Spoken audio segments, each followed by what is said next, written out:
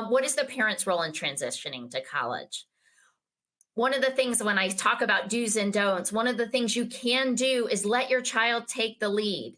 You can absolutely offer to help them prepare for the intake, asking questions, but let them be the guide. Let them be the one who leads the conversation. In my case, my youngest is going off to University of Maine in the fall and told me to shut my mouth and not say a word and sit on my hands because I talk with my hands. And I went in the office and I told the director I can't say anything until you tell me it's okay to talk. And they asked some of the best questions, my upcoming freshmen, questions I hadn't even thought to ask for. So your student may surprise you in some of the things they may ask, but after they're done asking, absolutely, mom and dad can jump in if they invite you to the interview process. Do contact the SAS office, but do that through your student's email.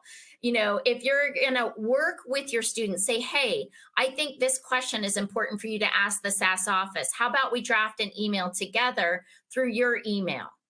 Why do we do that? Because the student is going to get the response before you get the response. Then it comes through their office, and you're modeling good behavior and teaching them to advocate for themselves. Then they already know, they're learning with you. They already know how to email the SAS office because you worked with them through their email account. Here's a big one I always want to say with parents is, focus on the child holistically, especially during that freshman year. Don't focus just on grades. Is your child are they washing their clothes once a week? Are they calling you or texting you once a week saying they're doing okay? Are they eating meals? When you see them over Thanksgiving break, do their clothes smell? If they don't, they're doing great. They're actually doing laundry. If they haven't lost weight, they're eating food. Focus on that independence that they're accomplishing, not just their academics. At least that first semester, give them some cushion to explore, to stumble and fall and fail, and to pick themselves up and succeed. You can be there as their safe place. That is one of the things you can do, is be their safe place. It's not going to be easy. They're going to have a few extra hurdles than most people, but you're the one who says, I believe in you. You can do this. You have the skills capable to being successful in college. And help them prepare now for college. Are they doing their own laundry? I had my kids doing their laundry by 8th grade. By high school, my kids have to cook one meal a day. I don't care if it's Chef I can't even say it. If it's SpaghettiOs out of a can, that's fine. But if they're responsible for turning on the stove and cooking one meal or microwaving a dinner, they're learning independence. Even if your child's going off to college this fall, have them start doing laundry, have them start making their own lunch. Work on some of those coping strategies when they do get stressed out. Work on time management.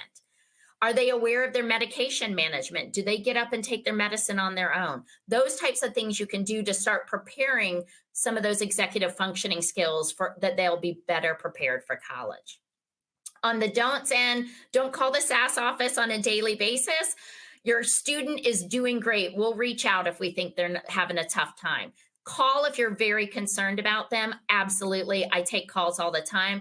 But make sure that you check in with your student. If they say they're doing good or they're eating alone for lunch, don't worry about it. They're probably doing good, and it's okay to eat alone. They'll make friends, I promise.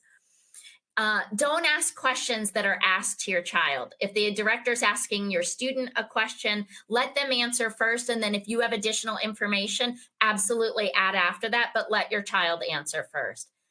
I get being a parent can be the hardest thing. We've taken care of them and know them inside and out for the past 18 years. But part of being a parent is also letting them be successful as an adult. So letting them have a little bit of that independence, but also filling in where they may have missed a few things is okay too. And one of the last note I want to say is don't ask for services and supports until your student is ready. Some of them come to college and they don't want anything to do with disability services. And that's okay too. They can meet with me. They can meet with your director at your college. They can know that that service is there for them when they're ready. And usually after midterms, they're ready and they'll come seek out those services. We can implement them at any time during the semester.